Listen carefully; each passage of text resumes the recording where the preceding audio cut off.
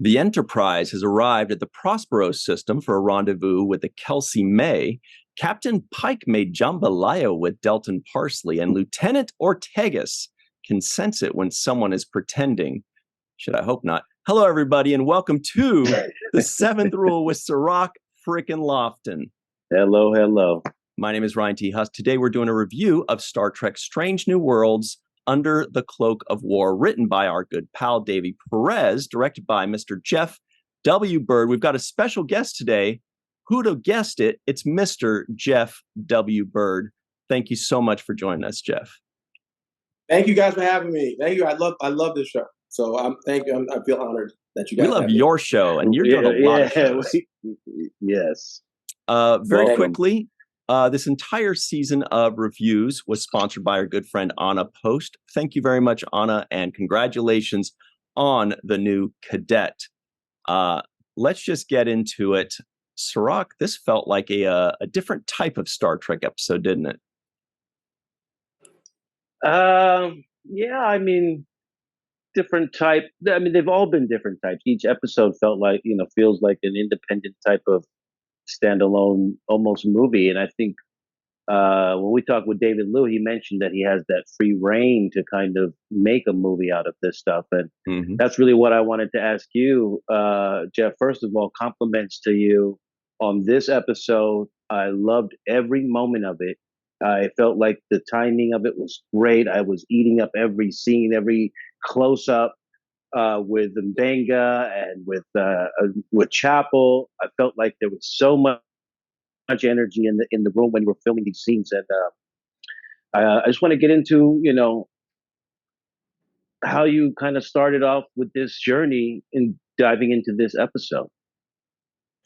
I got to give it to Davey Perez, who's a writer and also an EP on the show. And, script-wise, first and foremost, they asked me to the party. I met Chris Fisher when I was directing, Chris Fisher, who is the producing director of the show. I met him when I was directing an episode of Star Trek Discovery. And we were on the volume together. I went down to look at them shoot the volume and, just so I can get a sense of what it is before I directed my episode of Discovery where I was going to shoot on the volume. And I met Chris Fisher, and he was just like, what are you doing? You doing Discovery? Well, you got to come over and do Strange New Worlds too. I got to get you over there. And then, and him and the other PD from Discovery, who you guys probably will know, Olatunde Sunsami. Sure. So yes, Olatunde was there, and he was like, "Stop poaching my directors." So it was a whole funny. It was a whole funny moment between the two of them, and it's so funny. I was hesitating to bring up Tunde's name. So I was like, "Oh, can I talk to Stuffy on the Strange New Worlds episode, on the Strange New Worlds podcast?" But it did spawn from there. So that's kind of how it happened. And Chris Fisher and I got along really well. And then, he put me on the director's list and, got it approved by the higher ups, Akiva Goldsman and everybody. And then I met Davey, whose script was bananas. It spoke my language, still speaks my language to this day. And he was, very open to, hearing what my vision, was for the episode. And it really sunk up together with Davey's vision for when he initially wrote it. And, and hey, I'm, just so you know, starting off, I stand in solidarity with the writers and the actors out there. DGA, yes, we did come up with a deal with the name PTP, but I do stand in solidarity with the Writers Guild of America, and with the Screen Actors Guild of America. And I wish David could be here to talk about this with us, but he's out pounding the pavement, seeking a fair deal, which they all should be doing. So I just want to get that out of the way and say it.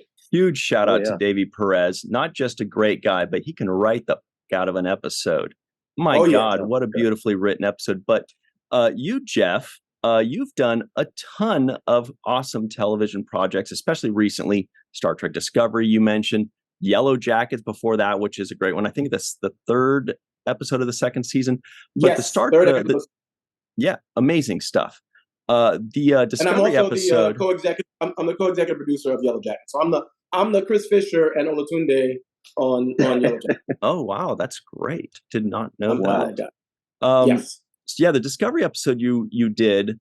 I remember Cirroc. We were on the cruise last year when it premiered, And the crews actually the Star Trek crews put it on the big screen for all of us to watch when it premiered.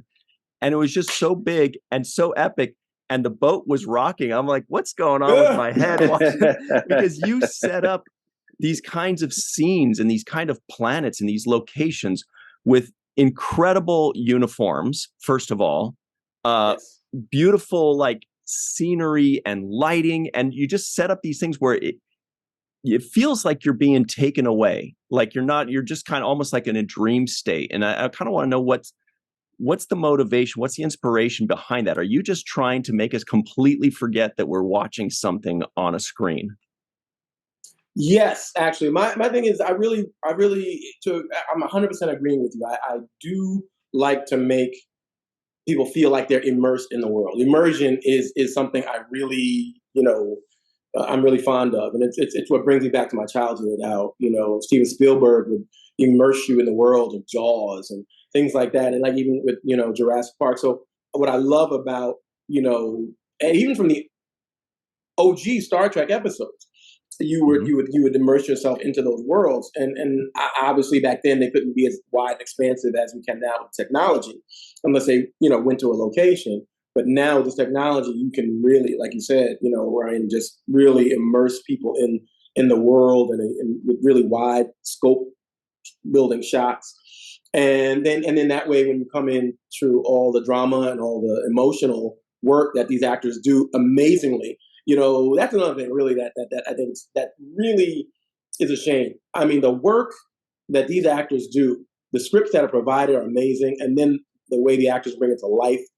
And it's a shame they just don't have a pure Emmys for just that, for like sci-fi Emmys. That's what they should have that. Because so much hard work goes into what they do and what we do as directors coming on the set and what the crew does.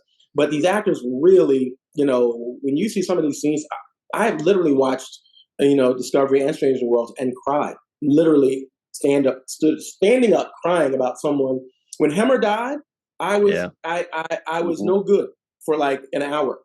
I was literally no good for like an hour to anyone. And it was real tears of emotion. So I think people in the sci-fi world don't get enough credit for how they move, the fans. And I say all that to say, yes, I like to immerse people in to answer your question, Ryan. Yes, I like to make sure the facts are scopy so I can immerse. And you guys do me a favor. Always feel free to get me back on path because I am a talker. We're immersed in your answer. Yeah, absolutely. So I want to bring it to a different subject. Kind of, I see you've got the Star Trek Rasta colors mixed in with the headgear. Yes. I love it. You've got the black alert on the shirt representing Discovery, and really. What I thought you did well in representing, since we're talking about these black themed representations. Yes. My early time in the business, I remember having difficulty finding people who were good with black hair, for example. They would think this, you couldn't find a black person who was in the hair department. And they didn't really know how to deal with black hair that well. And we've seen a lot of progress made in that arena in the business, I would say. Yes. And also with makeup, there was a difficulty with matching tone on black skin, and I would always point out bad makeup jobs because you could see the contrast in the skin tone and color. And what I think you did a great job in this episode was telling these close-ups and these intimate moments with black features. And I really felt that intimacy with Mbenga, the patience, the softness of the lens on his face, the lighting, of course his performance as well. But the time to take the moment out to get those shots right, I felt showed me an advancement in that arena as well, in the directing arena, where now we know how to film black people better. You see what I mean? We're catching their facial expressions. We're playing with the subtleties. And I wanted to talk to you about how you brought some of those things to the table, either in instruction with performer or with just moving the camera around. I'm glad you bring up that question, Cirroc. And it's interesting, Ryan. So going from Discovery, which was scopy and big, wide, and then Cirroc hit up on in this episode. I really tried to keep it towards close-ups and really get into the heads of what PTSD is, and how that affects someone in the future on a starship, and then a black man, who's at that point far removed from slavery and Jim Crow, and and right now what we're going through with affirmative action being struck down, all that stuff. This is way, way, way in the future. But you also still you have this black man who's struggling through PTSD, and then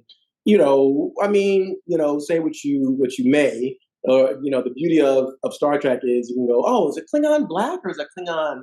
It's so funny how we always search that. I was like, okay, so is this alien, even though the alien's green, is this alien black or is this alien white? Yeah, exactly. No, the alien is clearly green. Well, but really, so there's that whole scenario.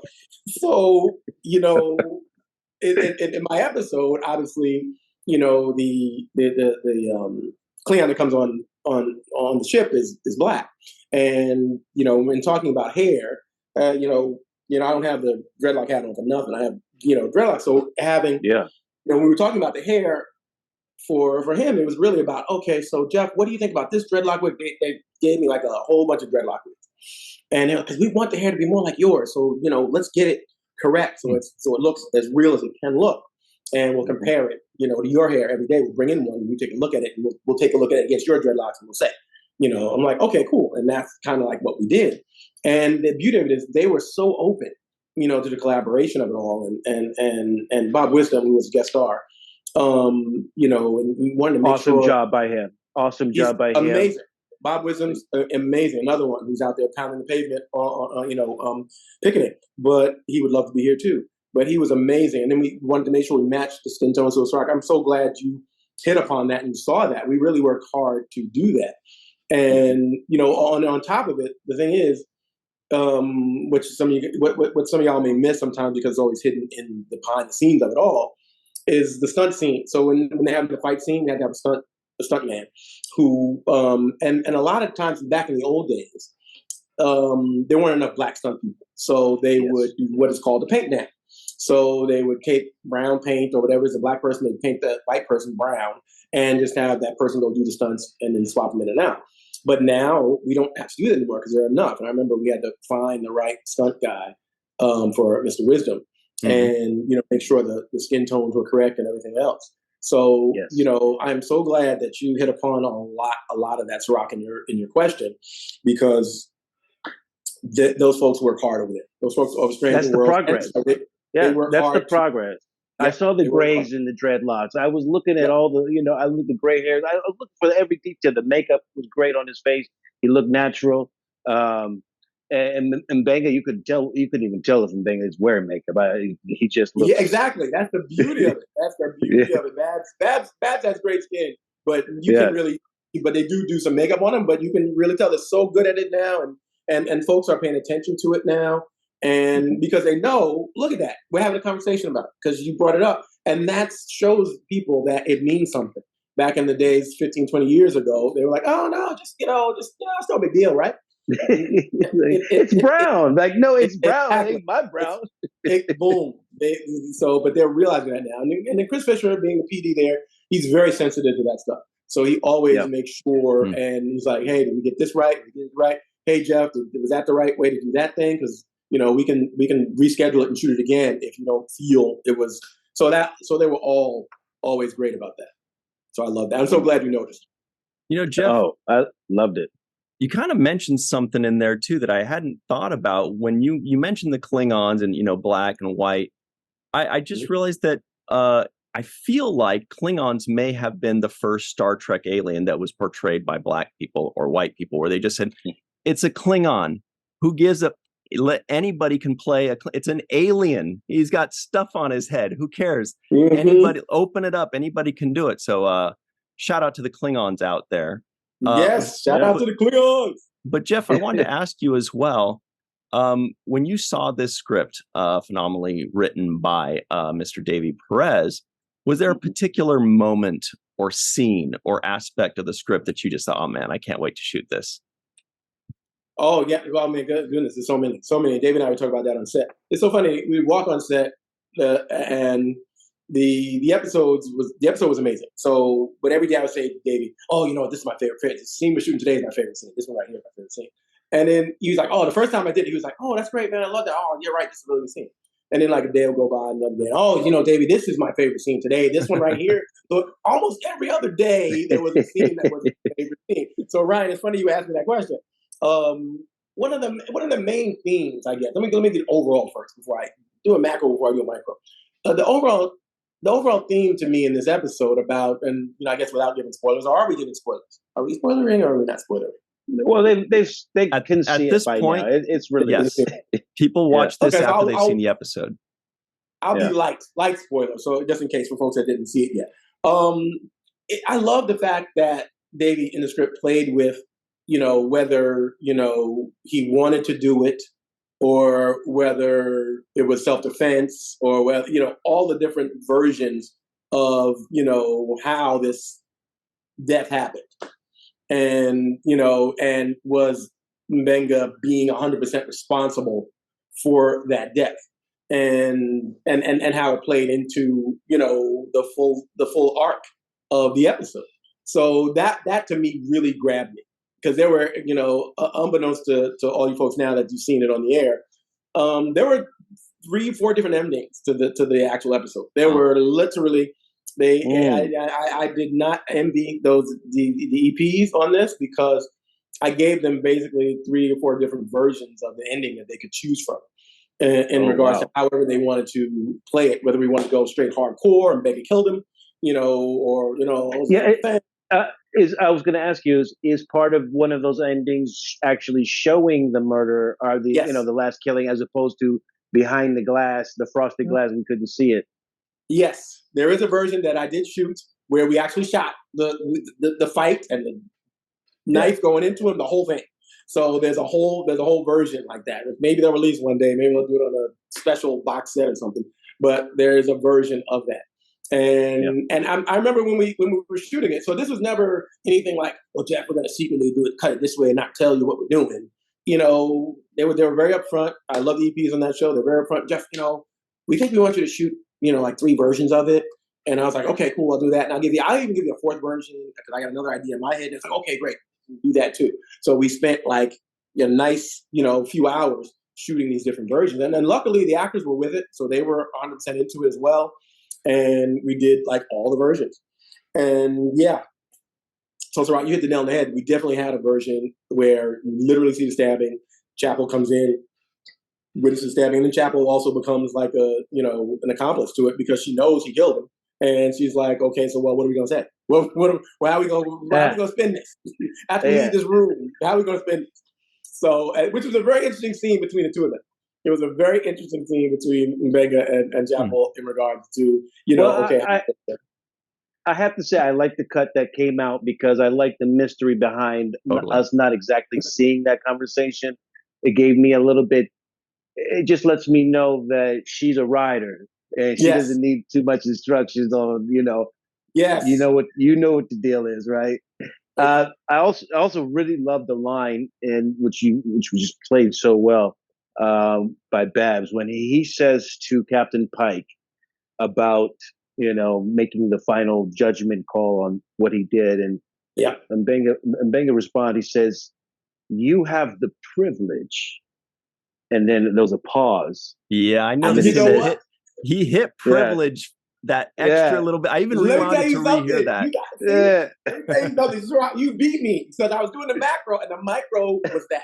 So the micro, my favorite scene, to answer Ryan's question, was in that moment, because I remember on set we had a big, you know, powwow about it, you know, about the particular word and word choice in that ending, and we had a powwow about it. You know, myself and Davey and the actors. And, you know, and we realized we had to say that, you know, Mbenga had to say that.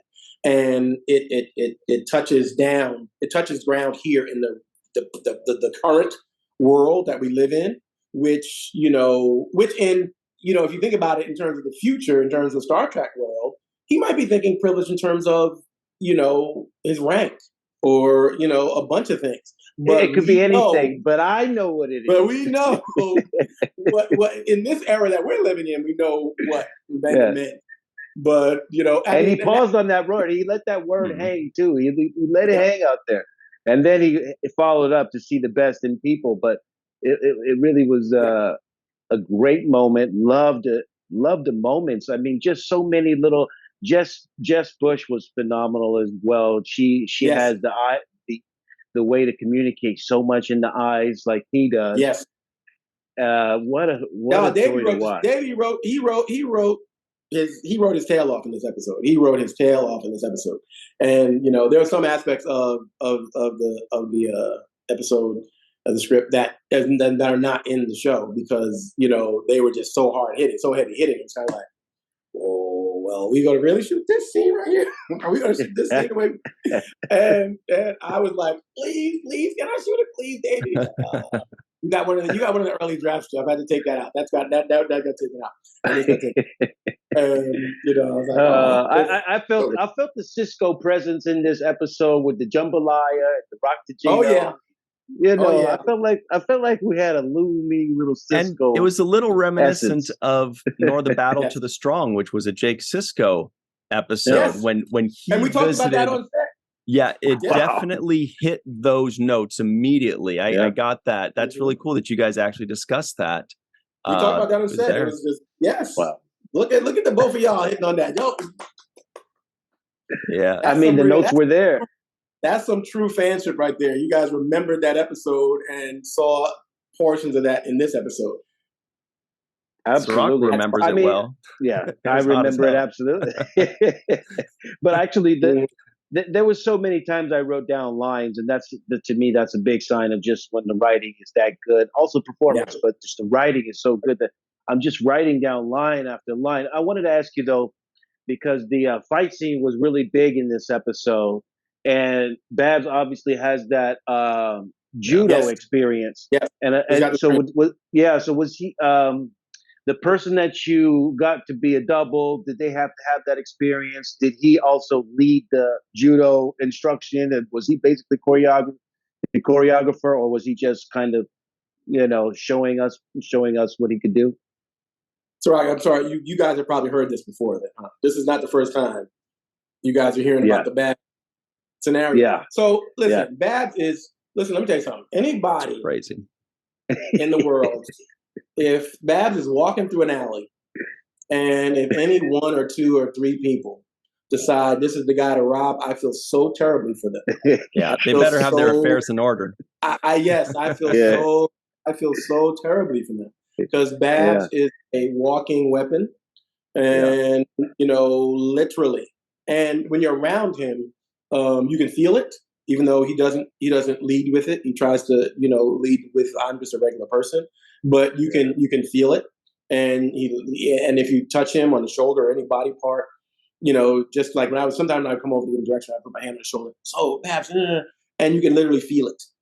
He doesn't flinch, he doesn't move or anything like that, but you can literally feel the muscles, the tendons, the fact that he could snap at any moment in time and break your arm if needed. So anyway, so I say all that to say, you're on the right track. So he definitely, the beauty of Babs is we have a stunt coordinator. So I'm no disrespect to the stunt coordinator on the show, was amazing.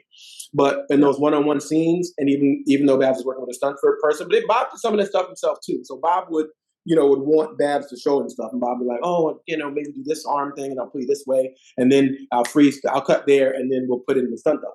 And so Babs and I would have this conversation. So Babs would help because of the fact that Babs knows that he can hurt somebody, even in play mode. Mm-hmm. So it helps if he's, choreographing that when it's hands on. And he'll look over to the stunt coordinator and be like, okay, and then he'll do the things. And it definitely helped the stunt man who was in the scene with Babs, and it made it look even more realistic because he knew exactly what Babs was going to do. And also he gave him his body over to certain things that Babs was going to do.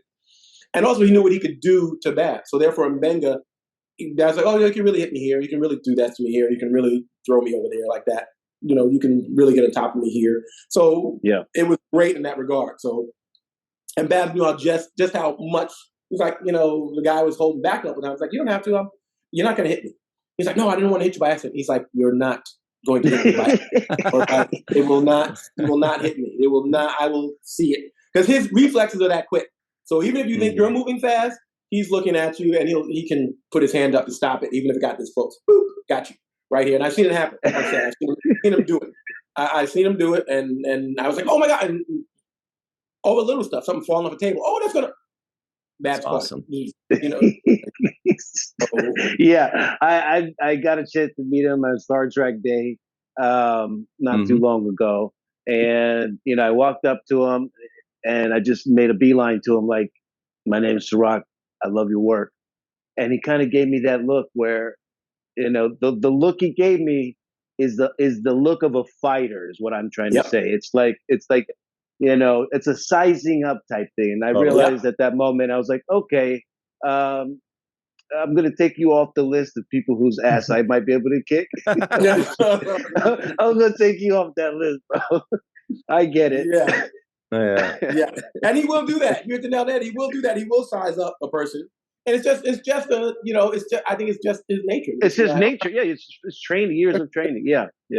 That's just what it is. But yeah, so to answer your question, Cirroc, he definitely helped with the choreography so that it could be as good as it was. And Mr. Wisdom is, a bigger gentleman and, a little older in that regard too, obviously like in the show, like in the script says and everything. So Babs was also able to help him with a certain, level of the mobility, that he had to do the things that he needed to do.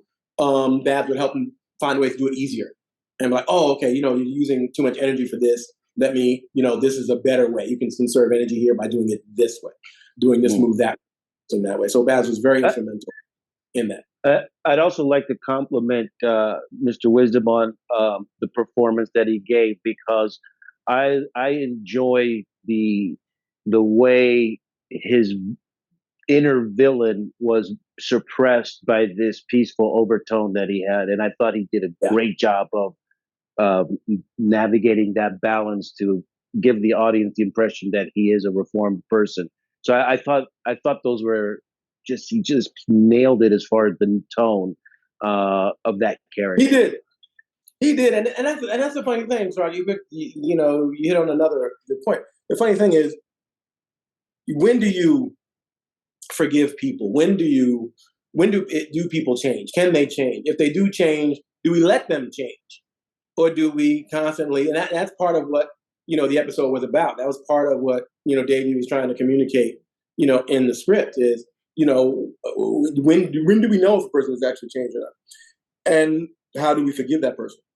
Mm-hmm. Even after years and years and years of being a scoundrel, a villain, a murderer, a killer, a bad person, how does that work itself out? And it's just such a complicated set of conversations that we have. But I also felt like that was a two-way street that Davey was telling us. He was like saying, yeah, he may have changed, but what happened also changed in Benga. Benga, right. Yes. So he was like, yeah, I'm changed too, though. Yep. Exactly. And just to add one more thing to that was also reminiscent of another episode, to me personally, Duet from Deep Space Nine. Some of those conversations in there, I immediately went from Nor the Battle to the Strong and was like, wait a minute, this is also tonally similar to Duet. Really beautifully written, beautifully directed. Yep. It hit all the right notes. You can't get nothing over on you, Ryan. We do like our Star Trek. Yeah. No, we loved it. I mean, it just hit on all the notes. Mm-hmm. Also, like the guest star who played the doctor that was kind of introducing Chapel to the tent city area. Yes, he reminded me of Clint Aaron Howard? Eisenberg a lot. Clint Howard. That's Clint Howard. And Cirroc, we'll talk about him in the next segment. But he is Star Trek royalty, which I'm sure, Jeff, you heard a million times on the set all about this guy. But he is Tranya. Are you kidding? Come on. Yep, that's the one. But Jeff, we want to thank you so much for joining in the fun today and telling us your stories. That's how we feel. You guys are amazing. You guys are 10, man. This show has more 10s than any one I've watched so far, besides my own. Yeah, this is 10 City. They got 10 City, we got 10 City. Another 10, man. Jeff, Hey, you deliver. I love you guys. I love this show, and feel free to communicate with me at any point in time. This is amazing, and I love how you definitely give, sci-fi and Star Trek its flowers while it's happening. So thank you both for having this. Thank you both for having me here, and thank you for having this world so that people can, enjoy it as much as obviously you both do.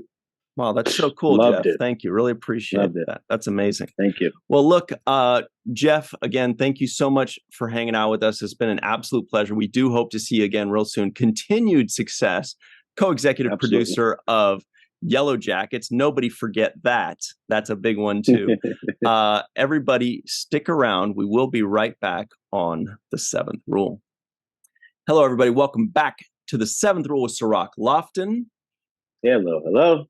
Jeff W. Byrd has left the building, but the energy is still high here. So here are the Tribloids of the week.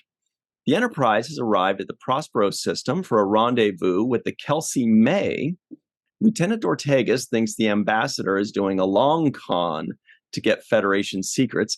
There's a reason the Butcher of Jagal got that name. The Butcher of Jagal burns his hand on a hot cup of Ractigino. Alvarado has internal bleeding. Captain Pike needs some Delton parsley, which is deadly in excessive amounts, but delicious in small amounts. Lieutenant Ortegas can sense it when someone is pretending.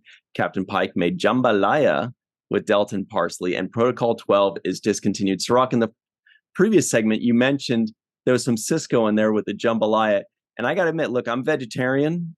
I'm vegetarian AF. But when they said, for some reason, jambalaya with Delton parsley, I don't even know what Delton parsley, but I was like, that sounds yummy. I was like, I want some of that jambalaya with Delton parsley. I instantly thought of a Sisko. I was like, wait a minute, I drink Ractigino. I love me some jambalaya. Wait a minute, Ractigino. This is my Ractigino. But yeah, man, there was just so many great moments in this episode. Babs is just like so winning me over with his acting. He's so subtle and not overacting when I see him do his performance. Always like it's just straight down. He's just like straight, to me, like a boxer who's like locked in and tuned in, like just focused in the zone. There's no extra movement. It's just straight. The scene, for example, with him and this ensign, where he saves that ensign, and then he sees the ensign about to go off and fight again, and that the ensign says something to the fact like, I got to do it. That's the mission, right? He's like, that's the mission, right? And then Benga says, without even missing a beat, he looks at him. First, he doesn't want him to go. He's like, I'm going to call your superior officer or something to that effect. And but then after the kid says, that's the mission, isn't it? And Benga, without switching a beat, straight looking him in the eye in very short of a precise second, he says, stay low, fight hard. Yep. And I loved it. I loved it. It was just like, you're going to do what you're going to do, and let me give you some good advice. Yeah, to me, Mbenga is kind of like, stay with me here. He's kind of like that girl that you broke up with, but then later on you come back to. And what I mean by that, you're looking at me like, this better make sense, because I have no idea where you're because you better really draw this one back. You better circle back on this. To me, in the first episode of Strange New Worlds, he was the guy that I was immediately like, this is my favorite character already. Immediately, first episode, second episode, third episode with his daughter, those scenes with his daughter. And, I love his accent, and it adds some cultural depth, to a show. And he just, he's got a very kind face, but he also has like these kind of deep eyes. But then, 15 more episodes happen, and then we focus on La'an, we focus on Una, and and so we kind of start going like, oh, that's a really good, oh, that's really cool. And then every once in a while now we need an episode like this to remind us, nah, Mbenga's the one that brought me to the dance. I gotta go home with him. But it's kind of a nice reminder, that, what a great character, what a great actor he is, how well written he is, how well acted he is. Because they do focus on different characters a lot. And sometimes certain characters only get 2 or 3 lines in an episode. So it's great that we get these spotlight episodes that are constantly rotating. See, I brought it back, kind of, right? Yeah, you brought it back. That was that was some saving grace. But no, he is an amazing actor. And it almost makes me say, was he always like, he went from the fighting world into acting, I guess, at some point. I don't know when his initiation or when he initially started to. He probably walks into that room when he's auditioning with the utmost confidence, because I mean, fighters, especially world-class fighters, they have this confidence. It's a quiet confidence. It's not bravado, but it's probably a lot of it is that he just walks in, he nails his performance. He's not intimidated or worried, I'm assuming, but maybe that's got something to do with it. And if you don't give him the job, he'll kick your ass. So you really have no choice. No, I want to say there was an actor named Harold Perrineau who was on The Wire, and he's a very successful actor, great actor. And he's made a very good career for himself in a lot of movies, and I'm sure he's starring on something right now. But no, he was on Oz. I'm sorry, not The Wire. He was on Oz. Okay. Yeah, Harold Perrineau. I did a movie with him, worked alongside him. But he has a very good, deep set of eyes, great facial expressions, and to Bab's credit, he actually reminds me a lot of the great actor that he is. So his performances were just, I mean, he's so good. When he had the cardiac arrest and he does the whole heart attack thing, it seems so believable to me. Yeah, that's Harold Perrineau. Yeah, I've definitely seen him in something. I mean, he's been in 1,000 things, but it originally was on Oz, if I'm not mistaken, back in the day when Oz was a hit show for Showtime or what it was. And if I'm not mistaken, he played a character that was in a wheelchair on that show. But anyways, going back to Mbenga, like the looks that he gives are just so great. When they had that whole "we got this" moment with him in chapel, when she says "we got this," and then they flash back where he's saying it back to her. Great writing on Davy's part. I just love that whole, from one scene to another, where the origin of the "we got this." Also wanted to talk about the fact that Chris Fisher gave us a heads up when we interviewed him about this green vial and the backstory that would eventually come. And here we got a little touch of it, right? Yes. Again, a little touch. And that's kind of what's cool about it, is they're not going to give us the answer. They're just going to tease it a little bit more. Like they basically said that was the thing that was, what was it called? Something 12. Protocol 12 is discontinued.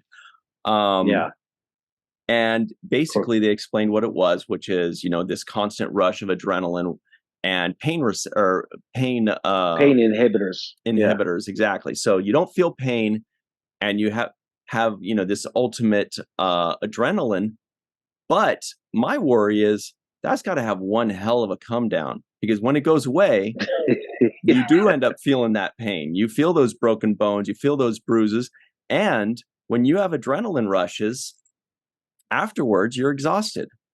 You've worn out all this energy. So I can imagine, that definitely comes with some negatives to it. It gets you through the problem, but then you need a nap and a doctor. Yeah. But they gave us the backstory. And that's what I really love about Mbenga, is the way he's able to make these tough decisions and just like move forward ahead. Like, there was that moment where Chapel was like, "Hey, if we reroute the power and this and that," and he's like, and then she's like, "Well, we'll lose this guy," and he just like, "We save lives." there's a finality to the way he says things. When he told the guy to leave, he says, "Just get out of here." I felt the moment. I felt like I was like, "Bro, you should leave." I think he want to leave the room. The way he said that, it's like he means that.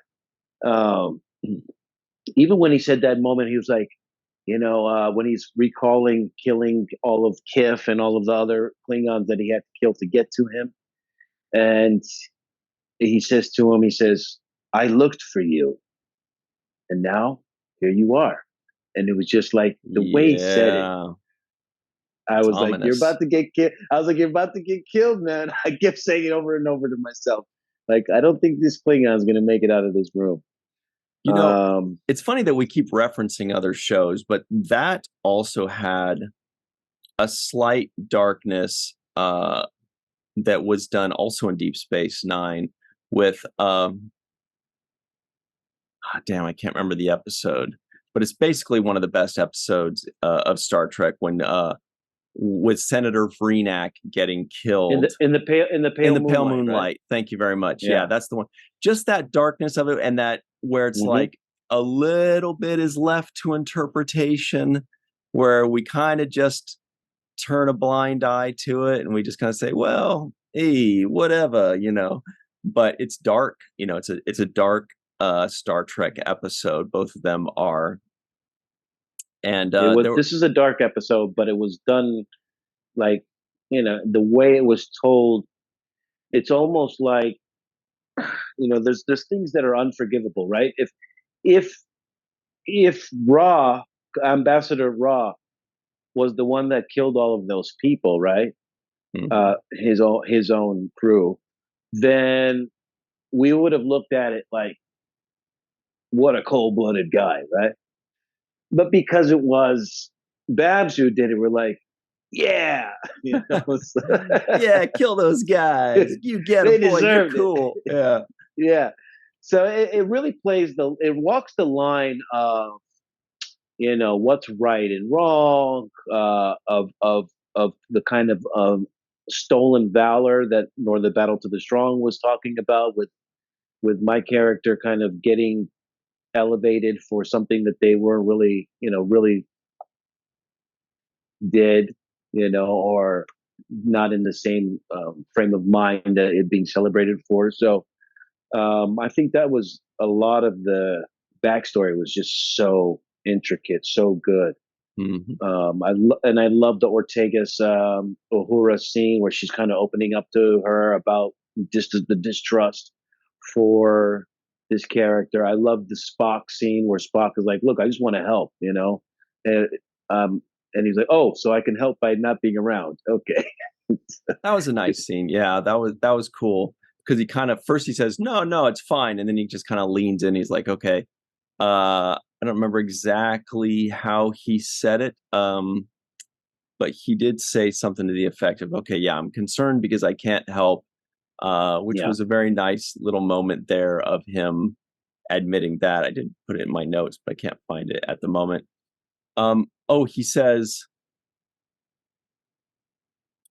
no. Okay, whatever. We'll have to move on. I had the quote, but it's something to that nature. But, and the other quote I liked was when Una kind of had the moment with Pike, and she walks into the office and she tells Pike, "Hey, look, we got to get rid of this guy. I found a faster way to get to where we got to go to, and let's go that way." And also because the crew morale is low. I just like the whole interesting that conversation. It was a good conversation for me. And the quote that Spock said, I found it, is, "I'm having difficulty watching you experience such obvious distress. I'm having difficulty watching you experience such obvious distress." It's certainly a Spock line, because it doesn't flow off the tongue, but but when he says it, you're like, that is such a Spock thing to say. I also wanted to bring up our good buddy Clint Howard. So this was the 5th Star Trek episode he's done in 5 different Star Trek series. He was originally, Ron Howard's brother. He was originally the kid in the Enterprise, the Corbomite maneuver, I think. Yeah, I'm looking up. Yes. On the original series, right? Yeah, Baylock, and that's the guy that goes Tranya, and sometimes you'll see people cosplaying that. And he was also in The Next Generation, past tense, part 2. He was Grady. He was in the Enterprise episode Acquisition. Played a character named Muck, and he was, quote, Creepy Orion in Star Trek Discovery, first season episode, Will You Take My Hand? And now this is the 5th one. So he's been in 5 Star Trek series as 5 different characters. So that's pretty cool. As soon as Star Trek fans see him popping up in a new series, we all make gleeful noises. But it was good to see him. Ironically, I got a feeling of Aaron Eisenberg when I watched him in his performance. There was something about how he did it that reminded me of how Aaron acts. And I felt like he would have played some of those same notes the way he did. So it was, I don't know why, but Aaron just came over me when I watched him do this performance. So it was a special thing. And he stood out too, he's just so, he just stands out when he, like this little small guy, gray hair, balding, and you're just like, but he's so good and he just hits all these notes and he's just, he's like, yeah, that's the last guy you were asking about, that dead body of it. Yeah, this show also touched on PTSD a lot. And, I'm fortunate to not have any kind of PTSD situations in my life. But as far as I know it, something like this, like having closure to, M'Benga and Chapel are getting a little bit of a sense of closure, but that's not to be conflated with PTSD ending. That kind of stuff, as far as I understand it, is never going to go away. They can mitigate it, they can treat it, but maybe in some cases that kind of closure would, close something and make it slightly go away. But I feel like, M'Benga and Christine Chapel, they're stuck with it forever. Whatever PTSD they got on that planet, they might feel a little better on the day-to-day with that kind of closure, but I feel like, what they went through is still going to stick with them. And it was interesting how seeing the guy, hearing his voice, triggered those images. And I'm sure a lot of people, I wonder if they're going to have a warning beforehand on this episode, but I'm sure a lot of people, when they saw those scenes, it reminded them of certain things. It brought them to certain things, whether it's cerebral or emotional. But I feel like some people are going to be affected by this episode. And I would love to hear in the comments below if you thought this was an accurate depiction. Obviously, they didn't go too deeply into it. But if you thought that this was well portrayed in that subject matter, because I'm kind of a novice there, so I can't really speak on it. Yeah, I mean, from the people that I've had interaction with that have discussed their PTSD, it's triggered by traumatic events that you can't delete from your memory banks, right? And this goes really to show that throughout Star Trek, it has been really consistent about one thing, and that is mental health is something that is not curable in the future. They have dermal regenerators. They can fix your broken bones. They can even bring some people back to life, right? Yeah, they can. If it's an important character. If it's somebody else, then they're like, oh, I don't know, he died, whatever, got to move on. They can even save your life in the buffer, which they did in this episode and kind of did a callback on that, keeping his daughter in the buffer. So there's so many things they can do in Star Trek, but one thing they cannot do is cure mental illnesses or mental, have any kind of real sustainable treatment for mental health. It's something that people have to deal with their own ways and with their therapist, but it's something that's not there's no cure for it. And I think that's one of the things that's been consistent about Star Trek. Everybody has had to deal with past issues.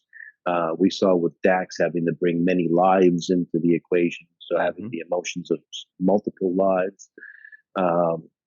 And I think that's what makes Star Trek appealable for all of us, is because we are all resolving issues in our life, whether it's tragedy, whether it's loss of a job, whether it's change of an environment, whether it's a graduation and expectation into the workforce.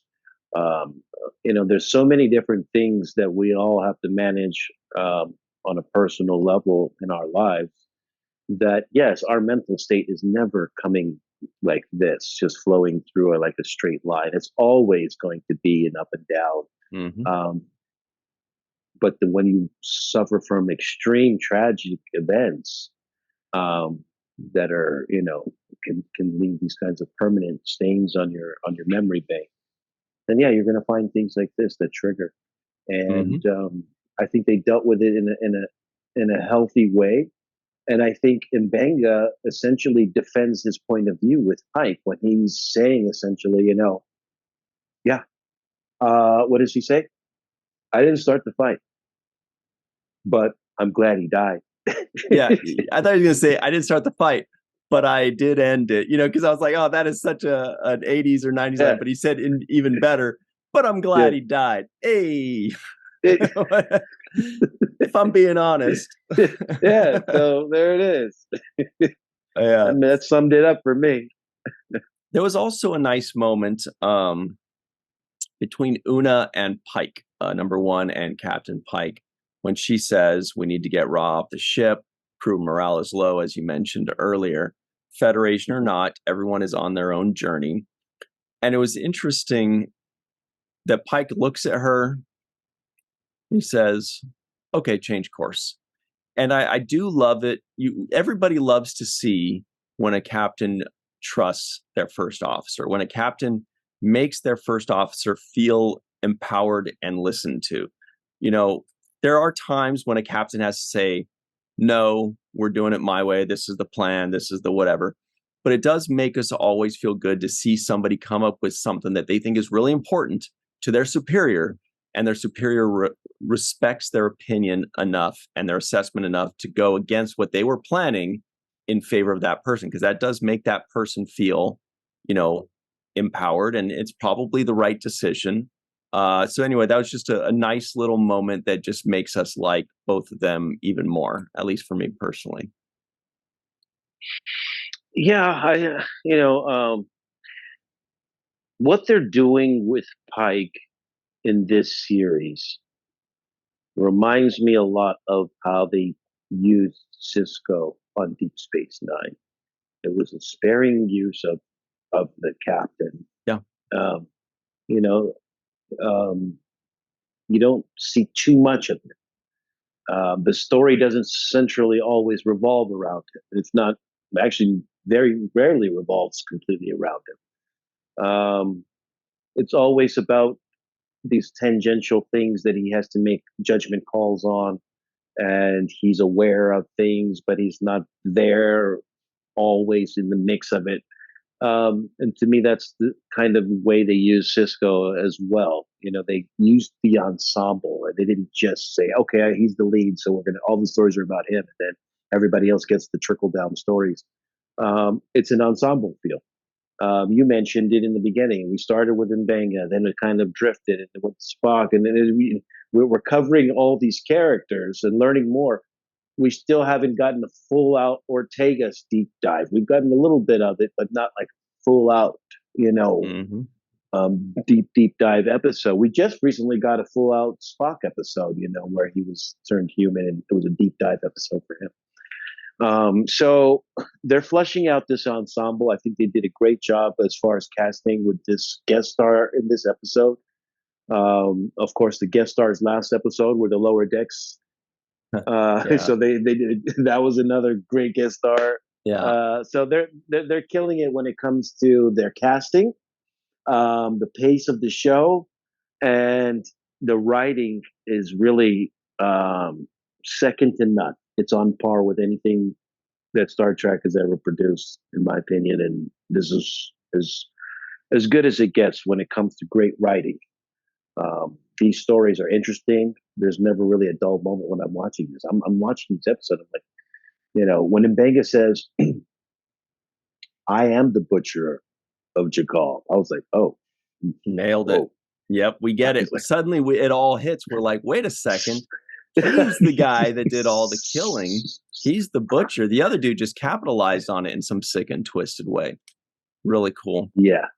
Well, tell you what, that's about all the time we have, just a boot today. But before we go, Cirroc, did you enjoy this episode? Absolutely enjoyed this episode. Like I said, from start to finish, was thoroughly entertained. What about you, Ryan? You may be surprised to hear me say this, but yes, I also did enjoy this episode. No, it was a good time. It was a nice change of pace. I love that, the season itself is like a roller coaster ride. You get this kind of show. Sometimes it's a little dark. And so there are going to be some episodes that aren't for everybody. Not everybody's going to like an episode like this where it's kind of gory, kind of dark. Some people may not like, ones where they're bringing in, comedic animated people. Some people may not like, so on and so forth. I'm not going to get into details there. But I mean, everybody has their choice, but they're right. definitely keeping it consistent, and they're also giving us little nuggets that they keep filling in backstory on. So they advance the story, giving us a nugget here, and then advancing it forward when they revisit it. Mm-hmm. Like with this Protocol 12 green substance, like with the Gorn, I think was mentioned in this episode again. So I keep anticipating a big Gorn party to come soon in this episode, in this show at some point. It's going to be called the Gorn Hub, where they all get together to hang out. Okay. Anyway, we'd like to give everybody a very special thanks to our friend Homer Frizzell, who we know is shaking his head right now, Dr. Anne-Marie Siegel, Eve England out in Wales, Yvette Blackman Tom, TJ Jackson Bay out in Missouri, Bill Victor Arukin, Titus Muller, Darlena Marie, Dr. Muhammad Noor, Tierney C. Diekman, Anna Post, Anil O. Palat, Joe Balsarati, Mike Gu, DQ, Neil Akasaka,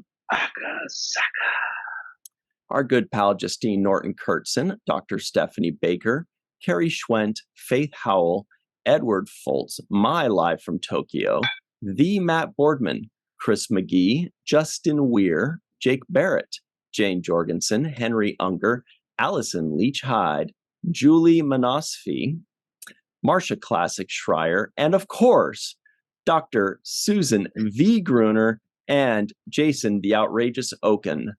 All right, that's about it for us, everybody.